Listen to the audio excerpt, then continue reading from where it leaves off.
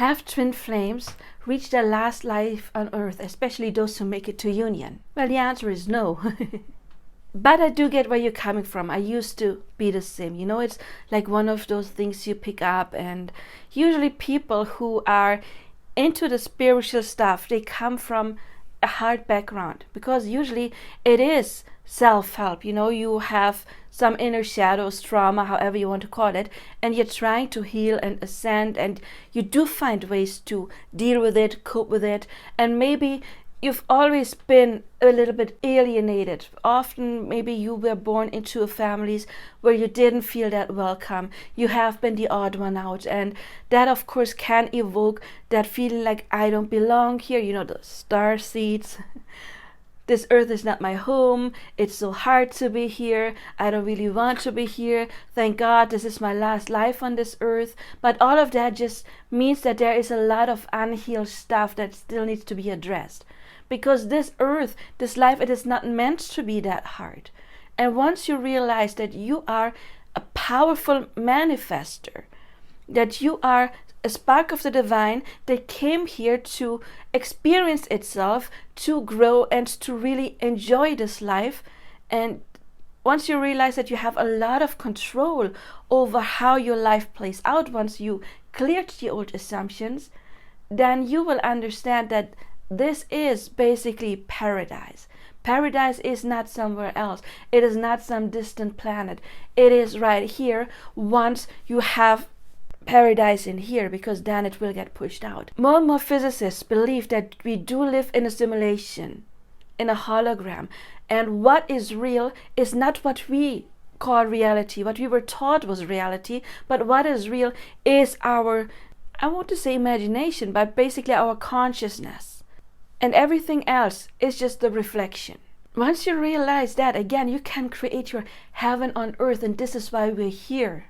But when it comes to last lives, if you're interested in it, you can check out my Death series playlist, where I talk about something that is called quantum immortality. And I did believe, like many of you probably in the past, that reincarnation would be being born, let's say in the 13th century, then again in the 14th, and then the 15th, and then again maybe in the later 15th and the 16th, and that we would travel through time. But time does not exist, and many of you probably heard it. Time does not exist. But have you really understood it? Because if time does not exist, past lives don't really exist. A last life cannot exist, because there's only the now.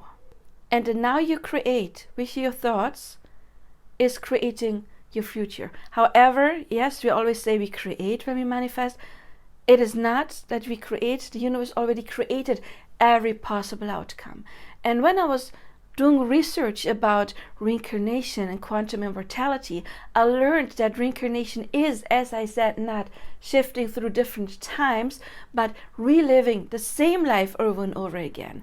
And in some of those timelines, you probably had the same parents, but a whole different reality. Maybe your parents in that timeline, they were healed, they were aligned, and bring this beautiful child to this earth that is also healed and aligned. And then in other timelines, and that is usually the ones where we grow the most, that has not been the case. Probably your parents were distorted if you are into spirituality. It doesn't have to be.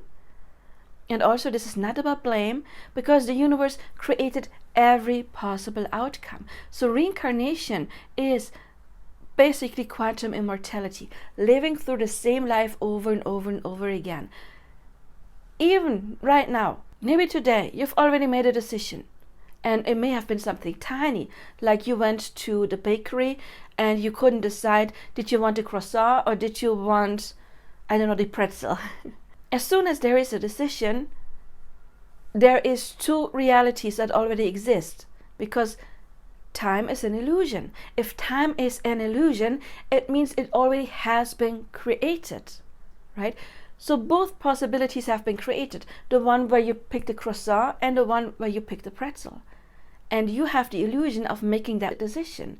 Whatever you crave more in that moment is going to put you into that track where you, let's say, buy the croissant, but the other one still exists. And in another life, you're going to make that experience. And that is, of course, something very minor. But yes, it starts with the minor stuff. Then, of course, there's major stuff, like which spouse do I pick? Which job do I pick? Do I stay with this job or do I play somewhere else?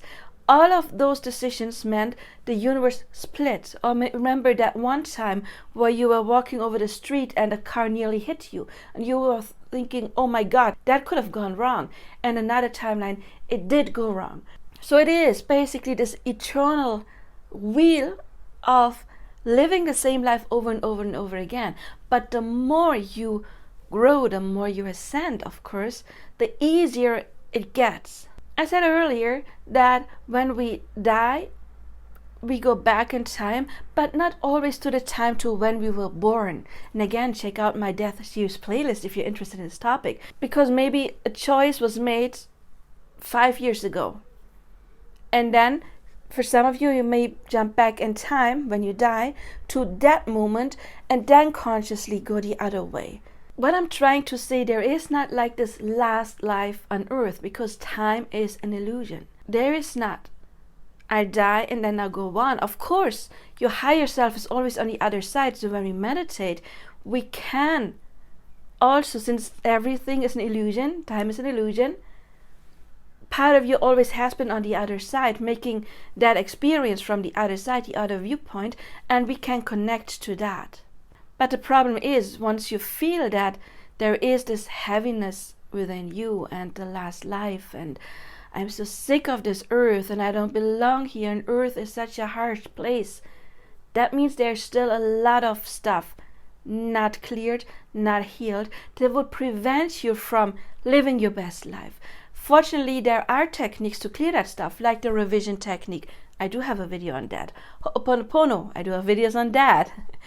And of course also the tapping methods, EFT, MET, and other techniques as well. There's not one technique that is best for everyone, because we're all different. So pick your technique and then really address that. And then that heaviness will fall from you, and then you can manifest your heaven on earth, basically. You can influence your experience. And that, of course, would also mean there is this timeline where you get twin flame union, and then there's the one where you don't. Once you change, you shift into that track where you get it. So there is no one outside yourself that can deny you from twin flame union, not even the other person, not spirit. They always mirror you, because again, it's a projection of what is within you.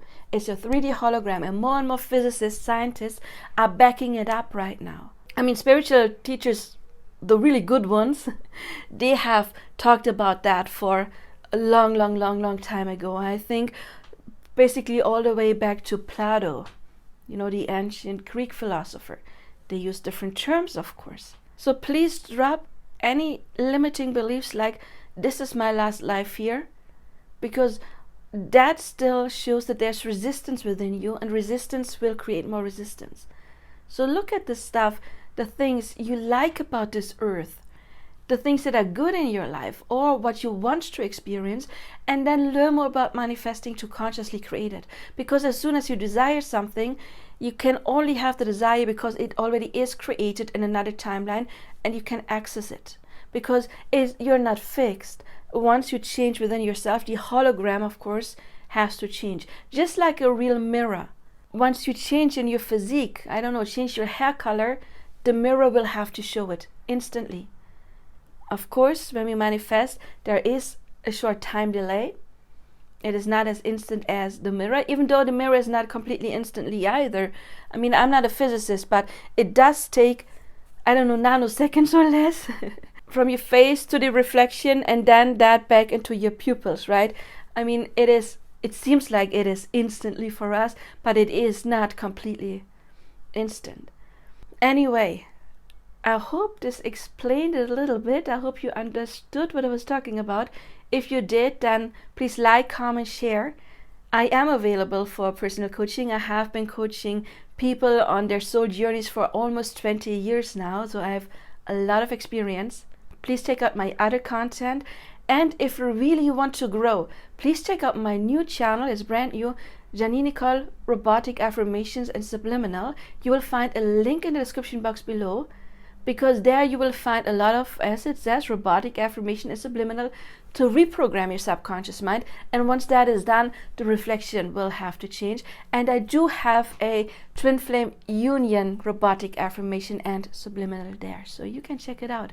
I see you there on personal coaching or in another video. Until then, I do wish you all the best now. Bye bye.